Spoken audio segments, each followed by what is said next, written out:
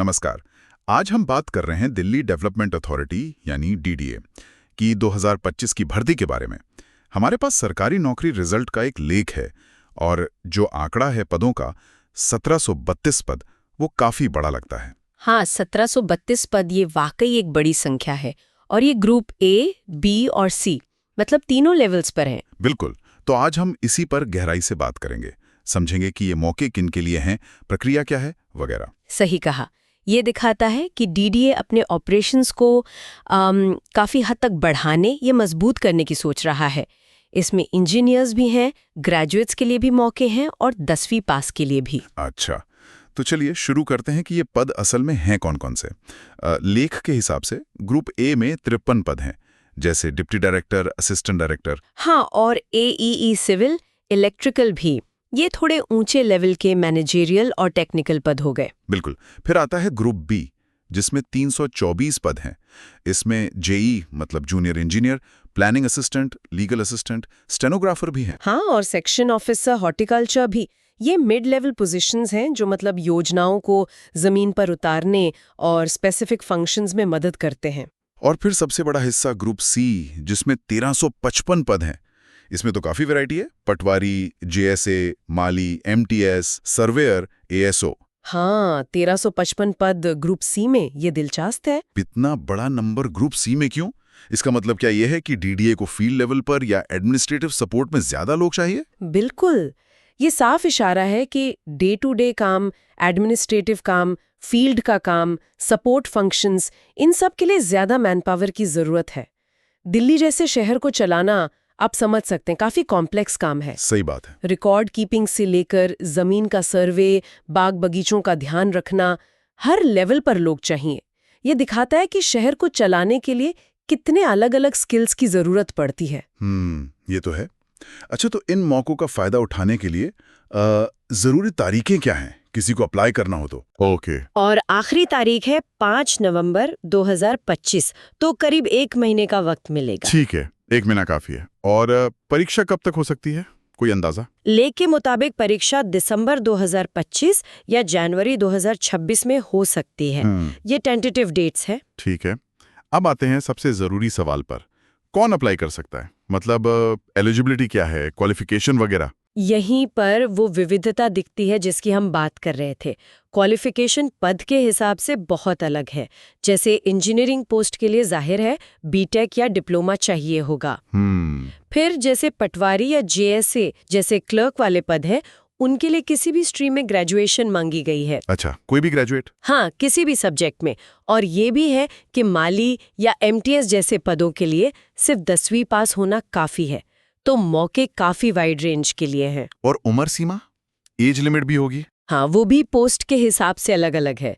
जैसे जेई के लिए 18 से 27 साल है, पटवारी या जीएसए के लिए 21 से 27 साल, डायरेक्टर लेवल के पदों के लिए 40 साल तक भी है, माली के लिए 18 से 25 साल। अच्छा।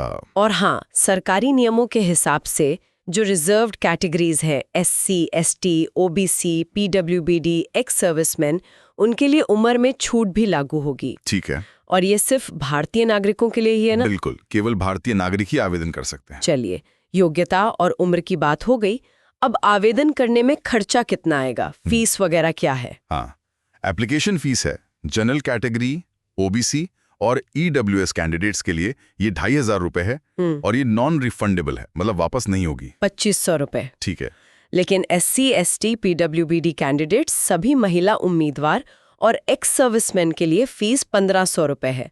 और इसमें एक अच्छी बात यह है कि अगर ये कैंडिडेट्स परीक्षा में बैठते हैं तो ये फीस उन्हें वापस कर दी जाएगी, रिफंडेबल है। अच्छा, ये रिफंडेबल वाला क्लॉज काफी अच्छा है, खासकर रिजर्व्ड कैटेगरीज और महिलाओं के लिए। हाँ, ये एक तरह का प्रोत्साहन भी है। अब बात करते हैं सैलरी के। सरकारी नौकरी में ये एक बड़ा आकर्षण होता है, क्या जानकारी इस बारे में? बिल्कुल, सैलरी 7वें वेतन आयोग के हिसाब से मिलेगी। ग्रुप ए के लिए पे लेवल 10 से 11 है, जिसका मतलब हुआ करीब 56,100 रुपए से 2,08,700 रुपए की रेंज में बेसिक पे। काफी अच्छा है। ग्रुप बी के लिए लेवल 6 से 7 है, यानी 35,400 से 1,42,400 के बीच। और ग्रुप सी के लिए लेवल 1 से 5, जो कि 18,000 से 81,100 तक जाता है। ओके। और ध्यान रहे ये सिर्फ बेसिक पे है। इसके ऊपर महंगाई भत्ता यानी डीए, मकान किराया भत्ता यानी HRA, transport allowance, pension benefits, medical सुविधाएं, ये सब भी मिलता है। तो ओवरऑल पैकेज काफी अच्छा बन जाता है। हाँ, वो स्थिरता और सुरक्षा वाला फैक्टर तो है ही। बिल्कुल। अच्छा, ये तो हो गई सैलरी की बात। अब सिलेक्शन कैसे होगा? मतलब क्या प्रक्रिया रहेगी चुनने की? सिलेक्शन प्रोसेस मल्टी स्टेज है। सबसे पहला और अहम स्टेज है कंप्यूटर बेस्ड टेस्ट यानी सीबीटी। Online exam? हाँ, ऑनलाइन एग्जाम। इसमें आमतौर पर reasoning, cons, general awareness, English और अगर टेक्निकल पोस्ट है तो उससे जुड़े सवाल होंगे। ठीक है। इसके बाद कुछ पोस्ट के लिए जैसे स्टेनो, जेएसए, पटवारी वगैरह के लिए स्किल टेस्ट या टाइपिंग टेस्ट भी होगा। अच्छा, जैसी पोस्ट वैसी जरूरत। बिल्कुल। और जो ग्रुप ए की पोस्ट है उनके लिए इंटरव्यू भी रखा गया है। ग्रुप ए के लिए इंटरव्यू भी है? हाँ, और इन सब चरणों को पार करने के बाद आखिर में डॉक्यूमेंट वेरिफिकेशन और मेडिकल एग्जामिनेशन होगा। तो मतलब प्रक्रिया काफी थॉरो है। हाँ, सरकारी भर्तियों में आमतौर पर ऐसा ही होता है। अब मान लीजिए किसी को अप्लाई करना है जी, तो वो कैसे करेगा? प्रोसेस क्या है? प्रोसेस पूरी तरह से ऑनलाइन है। डीडीए की जो ऑफिशियल वेबसाइट है dda.gov.in, उस पर जाना होगा। dda.gov.in? ठीक है। वहाँ जॉब्स एंड इंटर्नशिप या ऐसा ही कोई सेक्शन होगा, उसमें भर्ती का लिंक मिल जाएगा। उस पर क्लिक करके पहले रजिस्ट्रेशन करना होगा, फिर ऑनलाइन फॉर्म भरना होगा जिसमें अपनी सारी डिटेल्स देनी होंगी। फिर जरूरी डॉक्यूमेंट्स अपलोड करने होंगे जैसे फोटो, साइन, सर्टिफिकेट्स वगैरह। ओके। और आखिर में एप्लीकेशन फीस ऑनलाइन ही जमा करनी होगी। बस ये ध्यान रखना है कि फॉर्म 5 नवंबर 2025 से पहले सबमिट हो जाए। ठीक है। तो कुल मिला के डीडीए में ये भर्ती दिल्ली के विकास के लिए काफी अहम है। अलग अलग भूमिकाएं हैं इसमें। हाँ, आप देखें तो इंजीनियर प्रोजेक्ट्स को देखेंगे, क्लर्क और असिस्टेंट ऑफिस का काम संभालेंगे और फील्ड स्टाफ जमीन पर जाकर सर्वे या हॉर्टिकल्चर जैसे काम करेगा। सब मिलकर शहर के विकास में योगदान देंगे। सही। ये सिर्फ एक नौकरी का मौका नहीं है, बल्कि देश के एक प्रतिष्ठित संगठन जो राजधानी के विकास के लिए जिम्मेदार है, उसके साथ काम करने का अवसर है। अगर हम बड़े पैमाने पर देखें तो ये भर्ती ये भी दिखाती है कि दिल्ली जैसे बड़े शहर को चलाने और विकसित करने के लिए कितने अलग अलग तरह के स्किल्स और लोगों की जरूरत होती है। प्लानिंग से लेकर एग्जीक्यूशन तक। बिल्कुल। तो इसका मतलब ये हुआ कि ये अलग अलग बैकग्राउंड और क्वालिफिकेशन वाले उम्मीदवारों के लिए बहुत बड़ा अवसर है कि वो डीडीए का हिस्सा बने। एक स्थिर करियर तो मिलेगा ही, साथ में शहर के विकास में योगदान देने का मौका भी है। निश्चित रूप से।